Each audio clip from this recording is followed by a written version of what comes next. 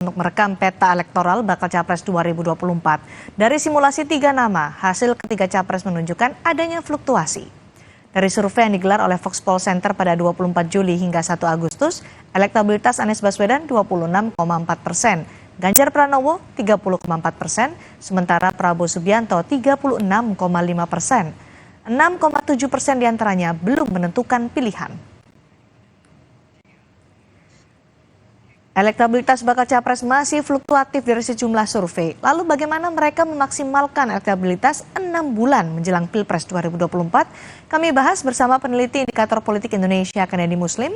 Bergabung juga Direktur Eksekutif Foxpol Center Research and Consulting, Panggi Syarwi Caniago. Selamat malam, Pak Kennedy dan Pak Panggi.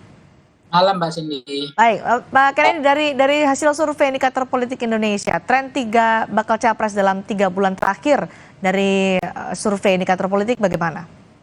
Ya, jadi memang tadi seperti yang Cindy katakan di pengantar paket berita tadi, memang masih sangat dinamis ya.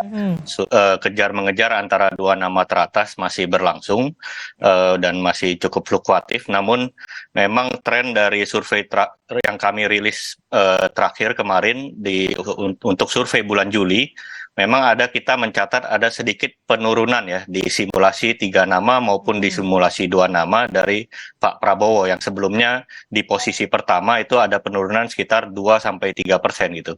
Sedangkan Pak Ganjar sendiri relatif stagnan gitu loh selama 2 bulan terakhir gitu. Angkanya di 35,2, sedangkan Pak Prabowo di 33,2. Dan sedangkan untuk Pak Anies sendiri memang ada sedikit kenaikan tren di survei terakhir kita, ada sedikit kenaikan sekitar 2% gitu. Oke, faktor-faktor apa yang berpengaruh pada fluktuasi bakal Capres? Ganjar stagnan, Anies ada kenaikan sekitar 2%.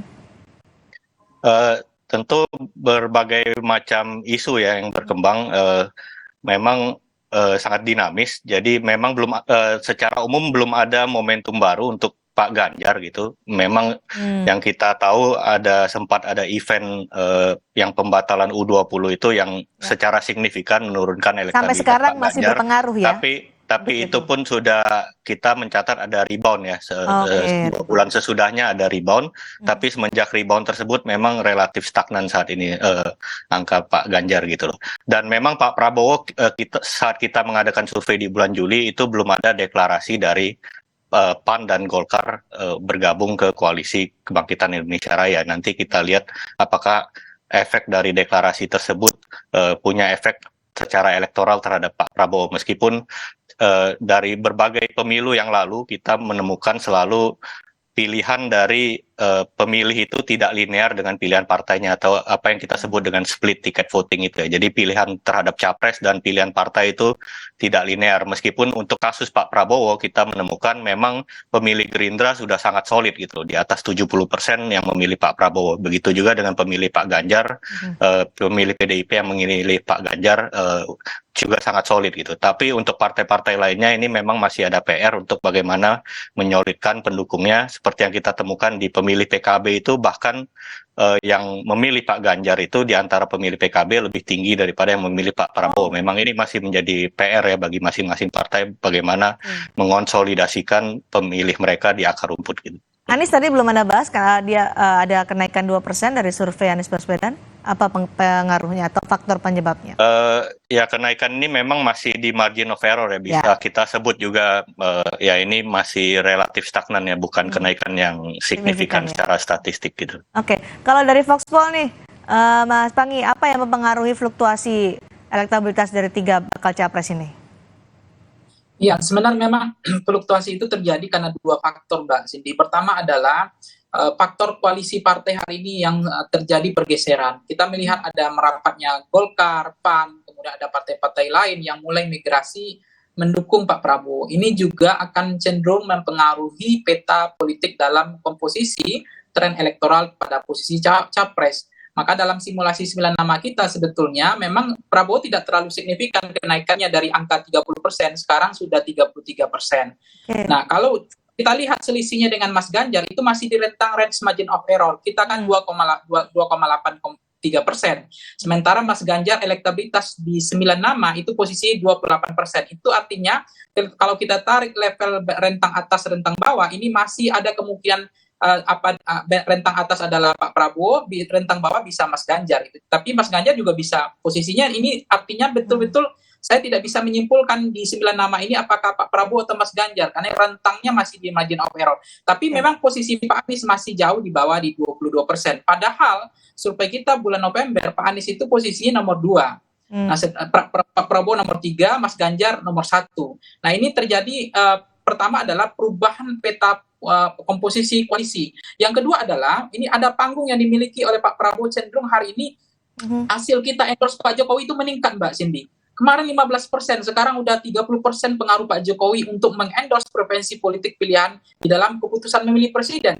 Nah, kalau kita breakdown, kita cross-step datanya, mana pengaruh yang paling besar? Itu cenderung hari ini ternyata bergeser sedikit 1%, selisihnya berbeda dengan dulu sebelumnya. Itu endorse Pak Jokowi lebih dominan signifikan pengaruh ke Mas Ganjar. Sekarang endorse Pak Jokowi sudah mulai itu lebih besar signifikan ke Pak Prabowo juga. Padahal belum ada pernyataan dari Presiden Jokowi akan mendukung siapa dalam Pilpres besok ya. Tapi ini sudah terbaca. Kita tunggu Mbak Cindy 14 Oktober apakah 14 Oktober besok apakah Pak Jokowi akan tetap menaruh keranjang yang sama, telur yang berbeda, atau akan memutuskan Mas Ganjar atau Pak Prabowo. Nah, yang ketiga adalah Pak Prabowo ini sering diajak oleh Pak Jokowi intensitas arahnya, misalnya dalam peresmian, kemudian gunting pita, kemudian terakhir ada di Pindad, dan kemudian banyak juga kita melihat ini juga akan mempengaruhi bahwa Pak Jokowi betul-betul memberikan panggung yang cukup besar, gatekeeper terhadap Pak Prabowo. Nah, ini tidak dimiliki Anies. Nah, Mas Ganjar ada, tapi intensitasnya menurut saya sudah mulai kurang. Nah, yang terakhir adalah, ini juga nggak bisa dianggap sepele, tren kenaikan elektabilitas Gerindra itu juga ikut membantu kenaikan elektabilitasnya Pak Prabowo. Nah, ini yang menurut saya ke depannya juga akan ada kemungkinan ini terjadi fluktuasi, tergantung nanti isu, tergantung data itu kapan diambil, dan tergantung nanti termasuk juga kalau bicara tentang split ticket voting memang tadi kalau kita lihat pemilih partai pengusung Gerindra itu memang straight ticket voting adalah ke Pak Prabowo.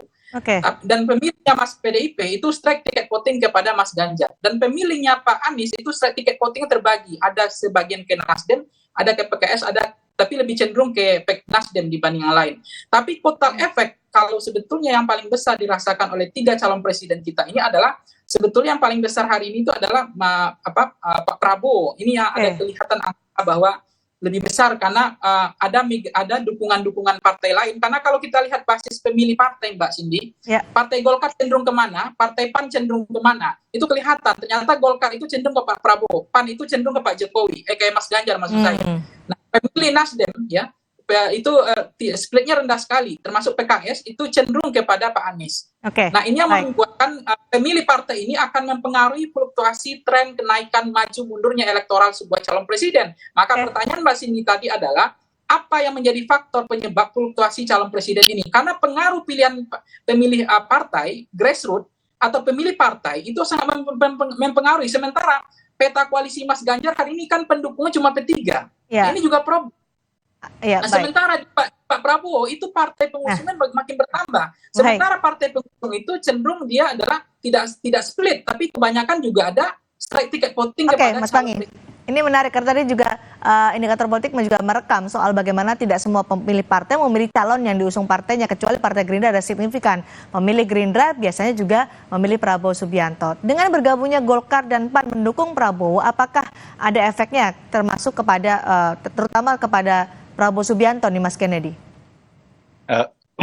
Ya Cindy, tentu saja pasti ada efek ya. Tapi itu seiring berjalannya waktu, ketika elit-elit partai sudah memutuskan untuk mendukung suatu capres tertentu, tentu saja organ-organ partai di bawahnya, mesin partai akan bergerak untuk memenangkan calon presiden yang sudah diputuskan oleh elit-elit politik mereka gitu loh. Dan kebetulan memang untuk yang tadi Mas Pangi katakan juga sesuai dengan data kita, memang untuk basis Golkar sendiri memang lebih condong ke Pak Prabowo, jadi memang sudah cukup linear dengan pilihan keputusan deklarasi capres mereka kemarin.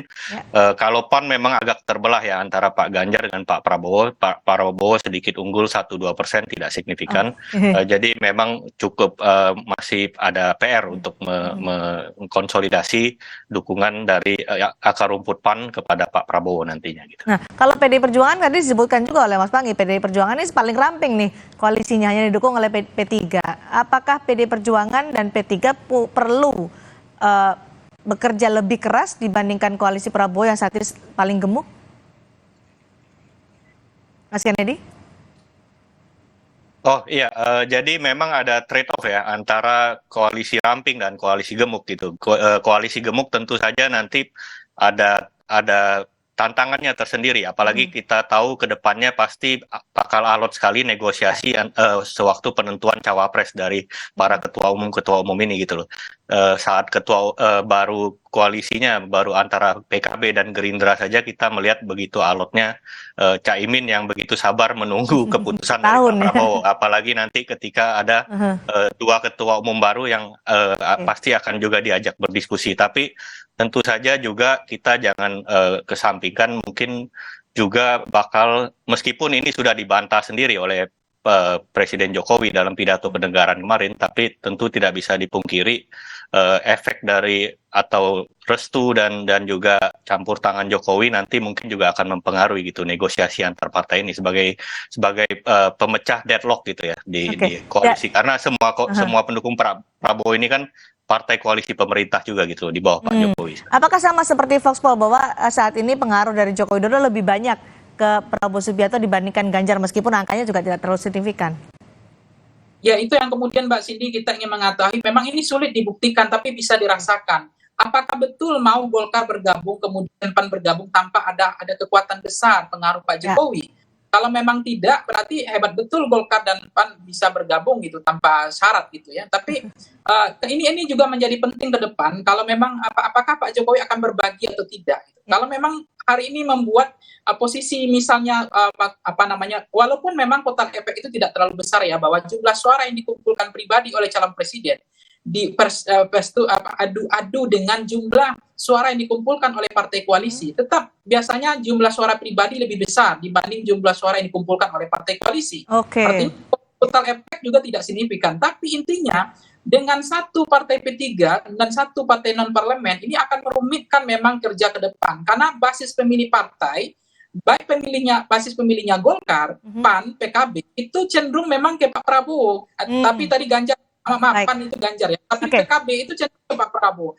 Nah, sementara P3 itu juga terbagi, split. P3 itu tidak semuanya ke Mas Ganjar, ada juga, tapi dominan memang ke Mas Ganjar. Tetapi ada juga sebagian ke Pak Prabowo dan ada. Baik, Mas Panggi, singkat saja. Nanti karena ini masih fluktuasi, tapi masih dalam batas dalam margin of error, dalam range margin of error. Jadi ketika nanti akan berubah dengan signifikan, apa penentunya? Apakah kerja mesin partai politik atau momentum bacawa pres terutama? Ya, saya pikir juga kerja mesin sangat menentukan ke depan. Yang kedua adalah pengaruh Pak Jokowi menurut saya akan menentukan peta partai ke depan. Yang ketiga adalah isu, termasuk adalah tidak bisa dipungkiri cawapres. Ini kan kita belum sebut cawapres siapa. Cawapres tentu akan mengubah peta elektoral ke depan. Baik. Terima kasih Mas Panggi, terima kasih Mas Kennedy sudah berbagi insight bersama kami di Sapa Indonesia Malam hari ini. Selamat malam. Saudara, Sapa Indonesia Malam akan kembali dengan informasi 78 tahun Indonesia Merdeka. Warga desa Kalatoa, Kabupaten Selayar atau Kepulauan Selayar belum teraliri listrik dari PLN. Lalu bagaimana warga memenuhi kebutuhan listrik sehari-hari? Ulasannya kami hadirkan usai jeda.